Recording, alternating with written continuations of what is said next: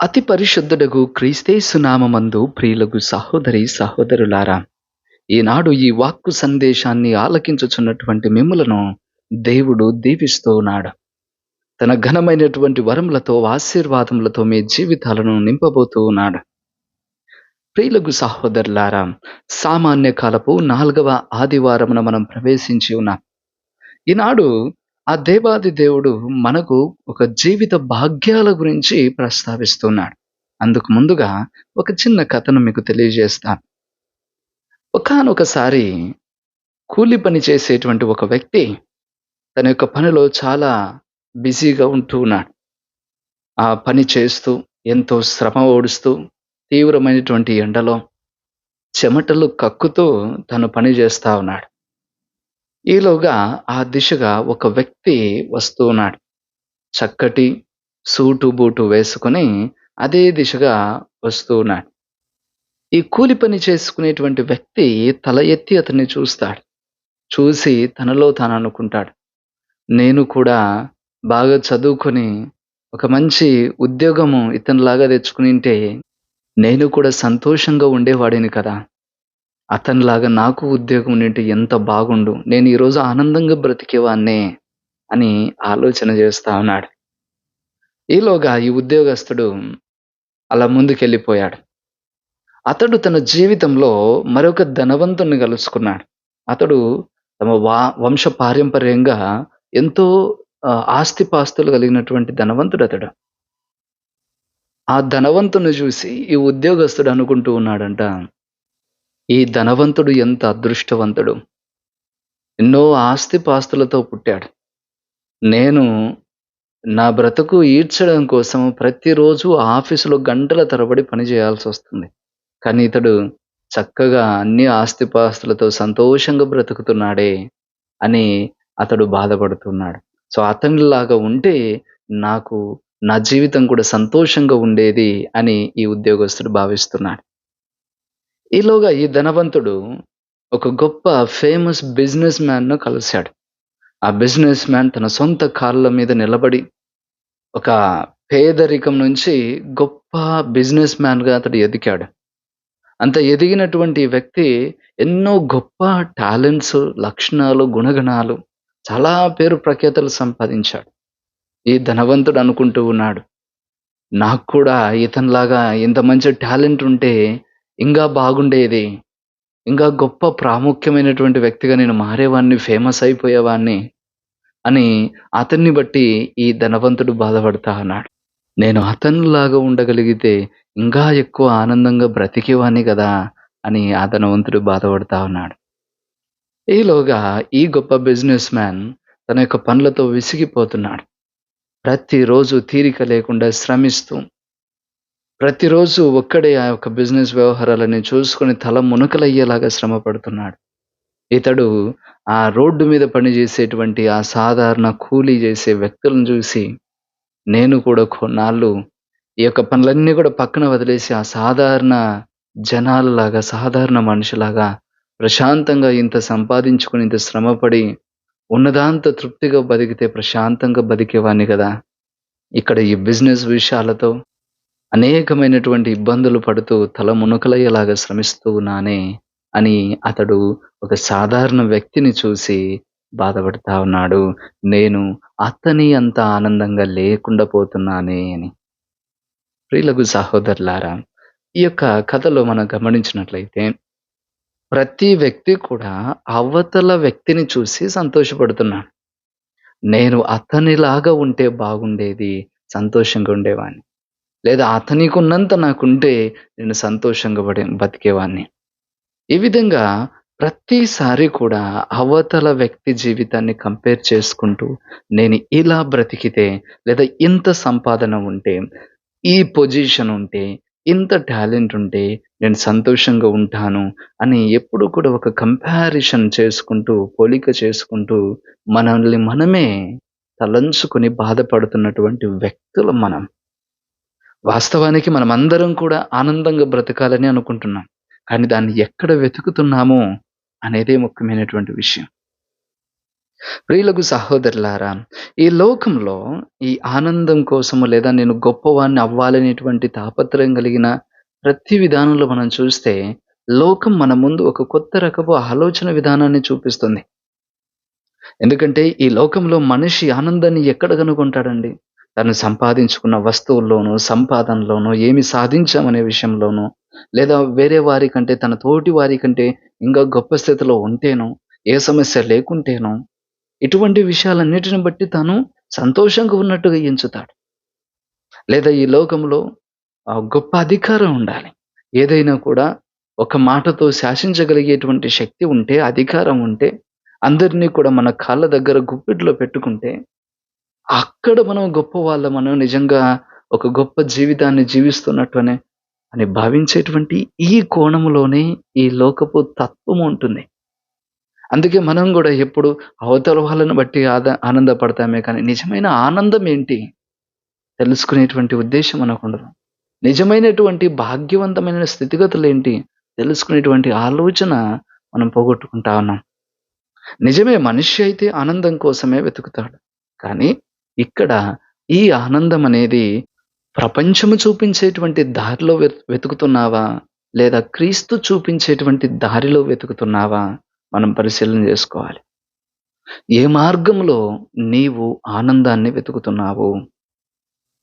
అందుకనే ఈనాడు మనము ఏముంది మనకు లేదా ఎంతుంది మనకు అనేటువంటి దాంట్లో ఉండే ఆనందం కంటే, ఎలా జీవిస్తున్నాము అనే దానిని బట్టే ఎక్కువ ఆనందం అనేది వస్తుంది. ఈనాడు పరిశుద్ధ గ్రంథము మనకు అష్టభాగ్యాలను ముందుంచుతున్నాయి. ఈ అష్టభాగ్యాల యొక్క ప్రస్తావన చాలా ముఖ్యమైనది. భాగ్యము అంటేనే ఆంగ్లంలో బియాటిట్యూడ్ అని, ఆదిమ భాషల్లో మకారియస్ అనేటువంటి ఈ పదాలు వినియోగించబడుతున్నాయి. ఇవి ఒక ఆనందాన్ని, గొప్ప సంతోషాన్ని సూచించేటువంటి పదాలు. ఈ 8 భాగ్యాలు కూడా ఒక ఆనందకరమైనటువంటి జీవన సూత్రంగా మన ముందు ఉంచడం జరుగుతుంది. అసలు ఈ అష్టభాగ్యాల యొక్క ప్రస్తావన ఎందుకొచ్చింది? దీని యొక్క సందర్భాన్ని మనం ప్రస్తావించినట్లయితే, ఆనాటి ఈ పాలస్తీనా పరిసర ప్రాంతాల్లో మనం జూస్తే, అనేక మంది ఈ పొలం పనులు జేసుకునేవాళ్ళు, ఇతర కళలు లేదా ఇతర పనులు జేసుకునేటువంటి ఒక సాధారణ ప్రజలకు ఒక రాజకీయమైనటువంటి అధికారం ఉండేది కాదు. వాళ్ళకంటూ హక్కులుండేవి కాదు. కానీ వీరేమో ఎక్కువ జనాభా కలిగినటువంటి జనము, వీరికి హక్కులు లేవు, అధికారాలు లేవు. వీరు అణిచివేయబడినటువంటి ఒక వర్గం కిందకు వస్తూ ఉన్నారు. వీరికి భిన్నంగా ఉండేటువంటి మరొక గుంపు ఎక్కువ అధికారాన్ని, సంపద వర్గానికి చెందినటువంటి జనము. వీరు ఉండేది తక్కువ. కానీ అధిక భూభాగము కూడా వీరి చేతుల్లోనే ఉండేది. వీరే అన్నిటినీ శాసించగలిగేటువంటి వ్యక్తులై ఉన్నారు. ఈ విధంగా భిన్నమైనటువంటి సామాజిక, ఆర్థిక స్థితిగతుల యొక్క సందర్భాల్లో ప్రభువు ఈ అష్టభాగ్యాలను ముందుంచుతున్నాడు. అంటే బలమైన అధికారముతో అందరినీ తమ యొక్క గుప్పిట్లో ఉంచుకునేటువంటి ఒక చిన్న గుంపు, ఏ హక్కులు లేకుండా వెనుకబడిపోయినటువంటి ఒక గొప్ప జనము, ఈ యొక్క సంఘటన, సన్నివేశ స్థితిగతులన్నీ కూడా పరిశీలనలో తీసుకుంటున్నారు. అందుకని ఈ యొక్క స్థితుల్లో ఈ యొక్క అష్టభాగ్యాలను ప్రభువు ముందుగానే మన ముందు ఉంచుతున్నాడు. ఇక్కడ ప్రస్తావించినటువంటి ఈ అష్టభాగ్యాలు ప్రభువు ఇచ్చినటువంటి ఒక పెద్ద ప్రసంగం, కొండ మీద ప్రసంగం అని అంటారు. ఈ కొండ మీద ప్రసంగంలోని మొదటి భాగానికి చెందినటువంటి వచనాలే ఈ అష్టభాగ్యాలు. పునీత మత్తయి గారు ఎందుకు ఈ అష్టభాగ్యాలను ఒక కొండ మీద నుంచి ఇవ్వబడింది అని చెబుతాడు. వాస్తవానికి లూకా గారైతే ఇదే అష్టభాగ్యాల ప్రస్తావన చేసినప్పుడు ఒక మైదానంలో వీటిని చెప్పినట్టు అతడు బోధిస్తాడు. కానీ మత్తయి గారు మాత్రము ఇవి కొండ మీద నుంచి ఇవ్వబడుతున్నది, లేదా కొండ మీద ప్రభువు కూర్చొని వారికి తెలియచేస్తూ ఉన్నాడు అని చెప్పడంలో ఆంతర్యం ఒకటి ఉంది. మత్తయి స్వార్థికుడు ఒక యూదుడు. అతడు తన సువార్త రాసిన ప్రతి చోట కూడా అతని ప్రధానమైన ఉద్దేశం ఏంటి అంటే, ఇదిగో పాత నిబంధన అంతా కూడా క్రీస్తులో నెరవేరుతుంది. క్రీస్తు ప్రతి దానికి, ప్రతి వచనానికి ఒక సంపూర్ణతనిస్తున్నాడు, పరిపూర్ణతనిస్తున్నాడు అని తెలియచెప్పడమే మత్తయి సువార్తికుని యొక్క ప్రధానమైన ఉద్దేశం. అందుకే అతను రాసినటువంటి సువార్త అన్నిటిలో కూడా మీరు చూడండి, ప్రతి చోట కూడా ఎక్కువగా ఇదిగో పలానా ప్రవక్త చెప్పిన వచనము నెరవేరునట్లు ఇది జరిగింది అని రాస్తాడు. అదే విధంగా కొన్ని ఇండైరెక్ట్‌గా పాత నిబంధన యొక్క పోలికలను ఇక్కడ తీసుకొని వస్తున్నాడు. మరి ఇక్కడ ఈ కొండ మీద ప్రసంగానికి పోలిక ఏంటి అంటే, మోషే యొక్క పోలికను అతడు ప్రస్తావిస్తున్నాడు.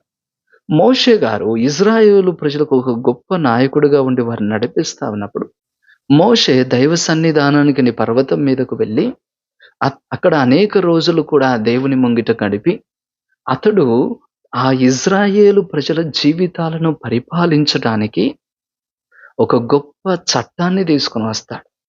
ఆ చట్ట నియమాలన్నీ కూడా అతడు 2 పలకల మీద రాసుకొని వస్తాడు దేవుని చేత. ఆ 2 పలకల యొక్క చట్టాలు 10 ఆజ్ఞలు. ఆ 10 ఆజ్ఞలు మోషే ఆ కొండ మీద నుంచి ఇజ్రాయేలు ప్రజలకు అనుగ్రహించి, ఇదిగో ఇదే మీ జీవితాలను పరిపాలించే చట్టము. దీన్ని అనుసరించండి అని ఆనాడు బోధించాడు. అదే విధంగా ఈనాడు క్రీస్తు కూడా కొండ మీద నుంచి మన క్రైస్తవ ప్రజల యొక్క జీవన స్థితిగతులను ప్రభావితం చేసేటువంటి నియమావళి ఇస్తూ ఉన్నాడు ఈ యొక్క అష్టభాగ్యాల్లో. ఆ విధంగా ఈ నూతన నిబంధనకు ఒక గొప్ప పోలిక, ఒక గొప్ప నాయకుడు క్రీస్తు అని ఈ మోషే యొక్క పోలిక ద్వారా మత్తయి సువార్తికుడు మనకు తెలియచేస్తూ ఉన్నాడు. మరి ఈ అష్టభాగ్యాలను ప్రస్తావిస్తున్నప్పుడు ముఖ్యమైనటువంటి కొన్ని విషయాలను మనము జ్ఞప్తియందు ఉంచుకుని ధ్యానించటము ఎంతో అవసరం. వానిలో మొట్టమొదటిది, దేవుడు ఎప్పుడూ కూడా తక్కువ అని భావించిన దానిని గొప్పగా దేవుడు మారుస్తాడు. ఇది దేవుని యొక్క పనితీరు. అందుకే ఈనాడు మనం చూస్తున్నాము, కొరింథీయులకు రాయబడిన మొదటి లేఖ మొదటి అధ్యాయము 27, 28 వచనాల్లో మనం చదువుతున్నాం. వివేకవంతులను సిగ్గుపడునట్లుగా చేయుటకు లోకముచే అవివేకులుగా భావించబడు వారిని దేవుడు ఎన్నుకుంటాడు. శక్తివంతులను సిగ్గుపడినట్లు చేయుటకు లోకముచే బలహీనులుగా భావింపబడిన వారిని ఆయన ఎన్నిక చేసుకొనెను. లోకముచే ముఖ్యమైనదిగా భావించబడు దానిని నాశనం చేయుటకు లోకము అల్పము, నీచము, విలువ లేనిదిగా ఎంచు దానిని దేవుడు ఎన్నుకున్నాడు. అంటే దేవుని పనితీరులో వివేకము అని ఈ లోకంలో ఏదైతే భావించబడుతుందో అటువంటి వారికి సిగ్గు కలిగేటువంటి విధంగా చేయటం కోసము అవివేకులుగా ఎంచబడిన వ్యక్తులను దేవుడు ఎన్నిక చేసి వారిని గొప్ప చేస్తున్నాడు. ఇది దేవుని యొక్క పనితీరును మనకు చూపిస్తూ ఉన్నది. అంటే ఈ లోకం దృష్టిలో మనకిది ఓటమనిపిస్తుంది. ఇది వెనకబడడం అనిపిస్తుంది. దీనికి విలువ లేదు అని అనిపిస్తుంది. కానీ వాస్తవానికి దేవుడు దానిని గొప్ప విలువైనదిగా మారుస్తాడు. ఉదాహరణకు మనం చూస్తూ ఉన్నాం. గొలియాతు ఈ యొక్క ఇజ్రాయేలు ప్రజల మీద యుద్ధానికి వస్తూ ఉన్నప్పుడు దావీదు అతన్ని ఎదుర్కోవడానికి ఆ యొక్క యుద్ధ రణరంగంలోనికి ప్రవేశిస్తాడు. అతనితో ఆ మహాబలశాలి అయినటువంటి గొలియాతు ముందు ఈ దావీదు ఏ పాటివాడు? పసివాడు. తప్పనిసరిగా అతడు ప్రాణాన్ని పోగొట్టుకోవాల్సినటువంటి స్థితే అని అందరూ ఊహించగలరు. కానీ ఈ బలహీనమైన ఈ బాలుని ద్వారా ఆ బలశాలిని దేవుడు మట్టి కరిపించాడు. అంటే అక్కడ ఓటమి అనేటువంటి స్థితిగతిలో నుండి కూడా దేవుడు విజయాన్ని సృష్టించాడు. బలహీనుడు అనేటువంటి వ్యక్తినే ఒక మహాబలశాలిని చంపినటువంటి మరింత బలశాలిగా దేవుడు మార్చాడు. ఈ అష్టభాగ్యాలు కూడా మనము వాటిని అనుసరిస్తున్నప్పుడు ఇవి మనల్ని బలహీనంగా మారుస్తున్నాయి. ఇవి మనకు ఓటమినిస్తున్నాయి అని మనకు అనిపిస్తుంది. కానీ ఇవి బలమైన అస్త్రాలు అని మనం తెలుసుకోవాలి. రెండవ విషయం ఏంటి అంటే, క్రీస్తు తాను ఈ లోకములో ఉండగా బోధించినటువంటి ఆ బోధన ఏదైతే ఉందో, ఆ బోధనలన్నిటి యొక్క సారాంశము ఈ యొక్క అష్టభాగ్యాలలో ఉంది అని మనం తెలుసుకోవాలి. క్రీస్తు తాను జీవించిన, బోధించినటువంటి ప్రతి విషయము కూడా ఏదో ఒక విధంగా ఈ అష్టభాగ్యాలకు జోడించబడి ఉంటుంది. అందుకే క్రీస్తు బోధన మీరు ఏ బోధనను తీసుకోండి, వానిలో ఏదో ఒక విధంగా ఈ అష్టభాగ్యాలు లేదా ఈ కొండ మీద ప్రసంగం యొక్క అంశాలనేవి వాటికి జోడించబడి ఉంటాయి. కాబట్టి ఈ యొక్క బోధన ఏదైతే ప్రభువు కొండ మీద నుండి చేశాడని మనం చెబుతున్నామో, ఇది కేవలము ప్రభువు ఒక్కసారి చెప్పబడినటువంటి అంశం కాదు. ప్రభువు చేసిన అన్ని బోధన ప్రస్తావనలోని సారాంశాలను మత్తయి సువార్తికుడు ఇక్కడ రాయడం జరిగింది. కాబట్టి క్రీస్తు బోధన యొక్క మూలాలు ఇక్కడ మనం చూస్తా ఉన్నాము. ఇక మూడో విషయం వచ్చినట్లయితే, ఈ యొక్క అష్టభాగ్యాలు ఆరంభము, అంతము దేవుని రాజ్యముతోనే ఉంటుంది. మత్తయి శుభవార్త 5వ అధ్యాయము 3వ వచనంలో మొదటి అష్టభాగ్యము, అదేవిధంగా 10వ వచనంలో చివరి అష్టభాగ్యము. ఈ 2 అష్టభాగ్యాల యొక్క ముగింపు ఎలా ఉంది అంటే, దైవరాజ్యము వారిది అని ముగిస్తాడు.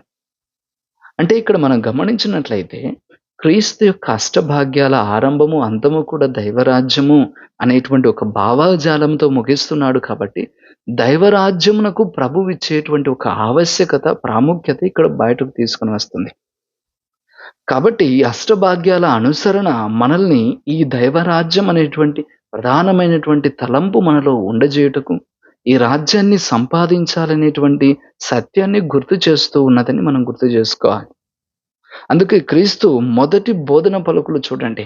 ప్రభు తన సువార్తను ఆరంభించినటువంటి ఆ ప్రారంభ వచనాలు ఏమై ఉన్నాయి? మత్తయి శుభవార్త 4వ అధ్యాయంలో మనం చదువుతాం. ఇదిగో పరలోక రాజ్యము సమీపించినది, హృదయ పరివర్తన చెందుడు. ప్రభువు చెప్పినటువంటి మొట్టమొదటి సువార్త ప్రకటన యొక్క మొదటి వచనాలివి.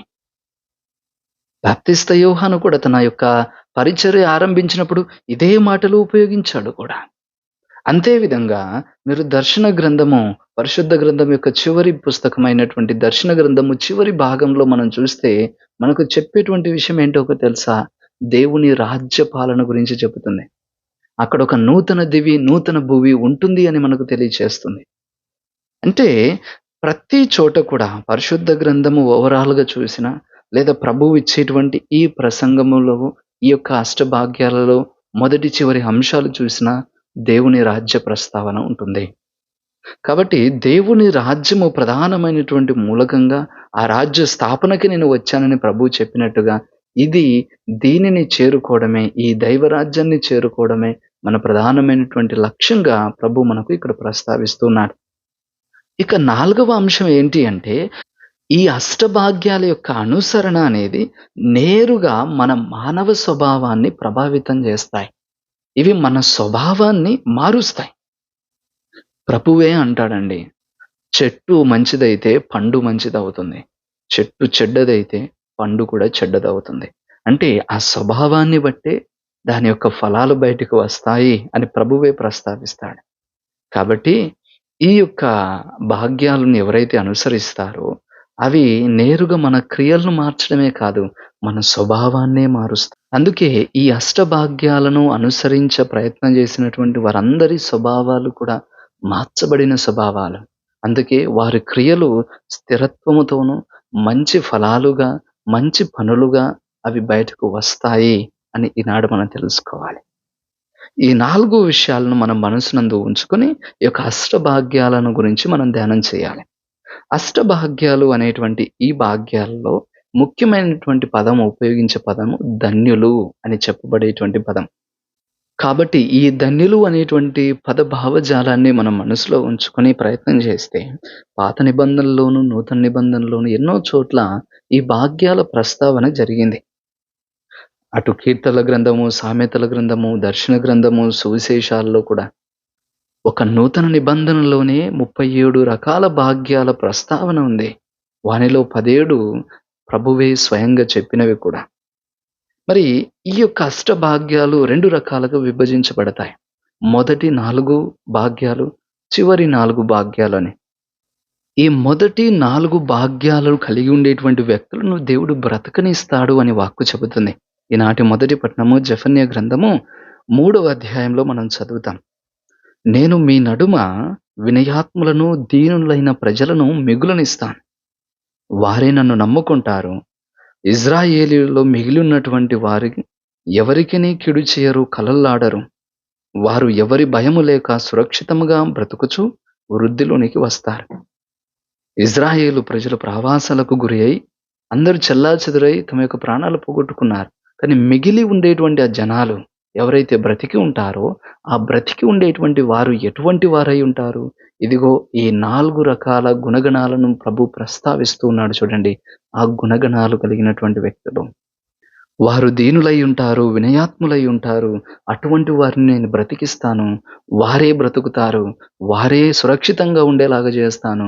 వారే అభివృద్ధి చెందుతారు. మత్తయి శుభవార్త 5వ అధ్యాయం 3వ వచనం చెబుతుంది, దీనాత్ములు ధన్యులు, దేవుని రాజ్యం వారిది. దీనాత్ములు అంటే దేవుని ముందు దీనులై బ్రతికేవారు. వీరు ఏ ఆధారము లేకుండా బ్రతికేటువంటి వారు. వీరు పేదవారు. అంటే దేవుని మీద ఆధారపడి బ్రతికేవారు. దేవుడే తమ పోషకుడుగా, దేవుడే తమకు కావలసినదన్నీ ఇస్తాడు అనేటువంటి ఆ గొప్ప గుణంతో బ్రతికేవారు. దేవుని ఆధారం చేసుకునేటువంటి బ్రతికేవారు కాబట్టి దేవుని రాజ్యాన్నే వారు పొందుకుంటారు అని ఇక్కడ చెప్పడం జరుగుతుంది. అబ్రహాము ఇస్సాకును తీసుకొని బలి చేయడానికి వెళ్తూ ఉంటే, ఇస్సాకు అడుగుతున్నాడు, తండ్రి మన దగ్గర కట్టెలున్నాయి, నిప్పున్నాయి, కానీ బలి చేయడానికి గొర్రెపిల్ల లేదే అని అడిగితే, అబ్రహాం అంటాడు, దేవుడే సమకూరుస్తాడు అని. అవును, దేవుడే సమకూరుస్తాడని చెప్పగలిగేటువంటి ఆ భావజాలం ఏదైతే ఉందో, అది ఆధారపడి జీవించేటువంటి వారికి అర్థమవుతుంది.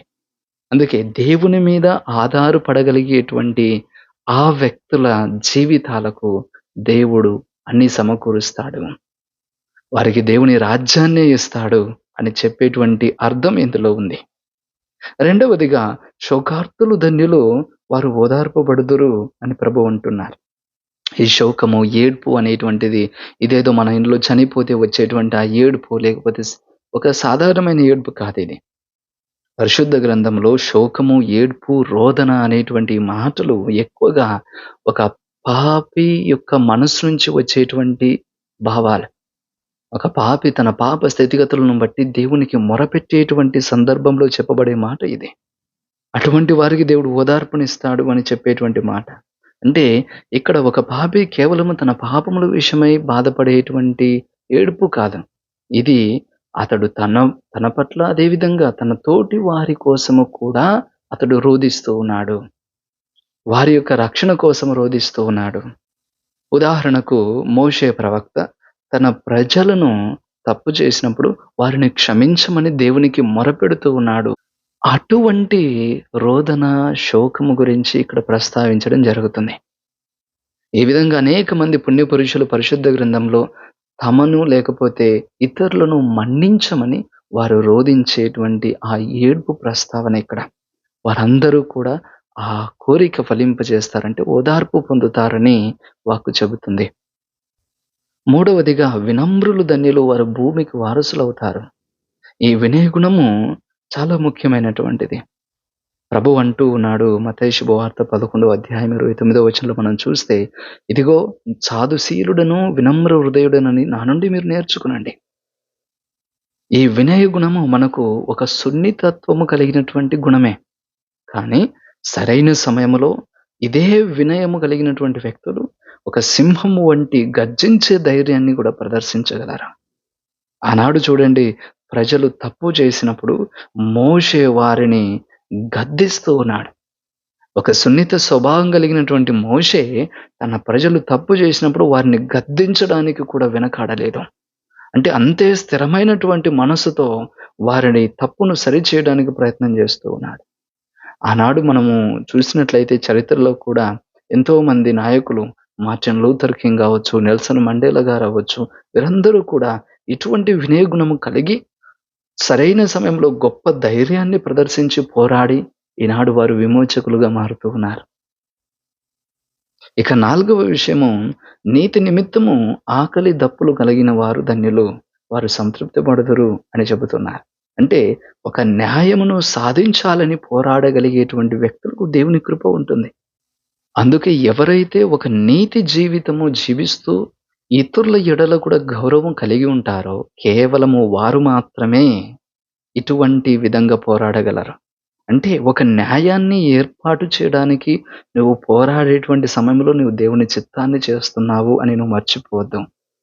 దేవుని చిత్తం ఆ సందర్భంలో నెరవేరడానికి నీ ప్రయత్నం నువ్వు చేస్తున్నావు. కాబట్టి ఇది గూడా గొప్ప కృప.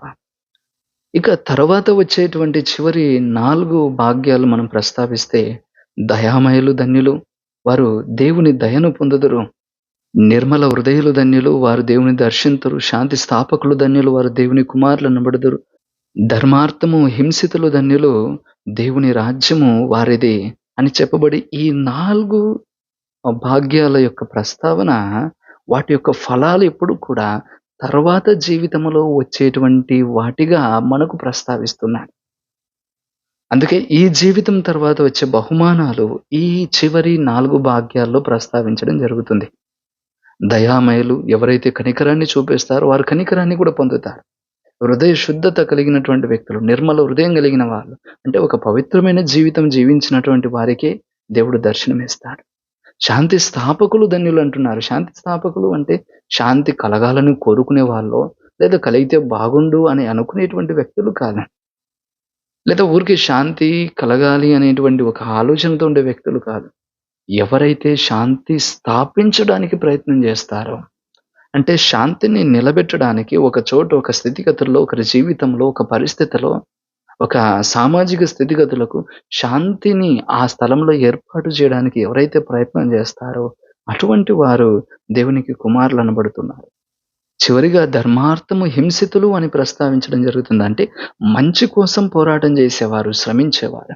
ఇది నిజము, ఇది న్యాయము అని భావించబడేటువంటి దాని కోసం నిలబడగలగడం. ఆనాడు క్రైస్తవ శ్రమలు చూడండి. తాము నమ్మినటువంటి విశ్వాసం కోసం ప్రాణాలు అర్పించగలిగినటువంటి వారు, ఎన్నో శ్రమలను వారు పొంది కూడా చివరి వరకు విశ్వసనీయంగా బ్రతికినటువంటి వ్యక్తులు. అంటే మంచి కోసమే శ్రమిస్తూ జీవించగలిగేటువంటి ఏ వ్యక్తులైనా కూడా, మంచి కోసం నిలబడి పోరాటం చేసేటువంటి ఏ వ్యక్తులైనా కూడా, దేవుని యొక్క రాజ్యానికి వారసులవుతూ ఉన్నారు. ఈ విధంగా అష్టభాగ్యాల గురించి ఒక సంక్షిప్త వివరణ నేను మీకు ఇస్తున్నాను. వీటి గురించి వివరించుకుంటూ పోతే ఇంకా ఎన్నో లోతైనటువంటి విషయాలను కూడా మనం తవ్వవచ్చు. కానీ గుర్తుంచుకోండి, ఈ అష్టభాగ్యాలు మనల్ని ఒక భాగ్యవంతమైన స్థితిలో ఏర్పాటు చేయగలిగేటువంటి సాధనాలు. మనల్ని భాగ్యవంతులుగా, ధన్యులుగా ఇవి మారుస్తాయి. కాబట్టి వీనిని అనుసరించడానికి మనం ప్రయత్నం చేద్దాం. ఈ యొక్క మార్గంలో మనమందరము కూడా దైవ రాజ్యానికి వారసులుగా మారేటువంటి ఆ కృపను దేవుడు మనకు దయచేయాలని ఈనాడు ప్రార్థిద్దాం. ప్రభువు మిమ్మందరిని హేరాళముగా ఆశీర్వదించుదురుగాక. ఆమేన్.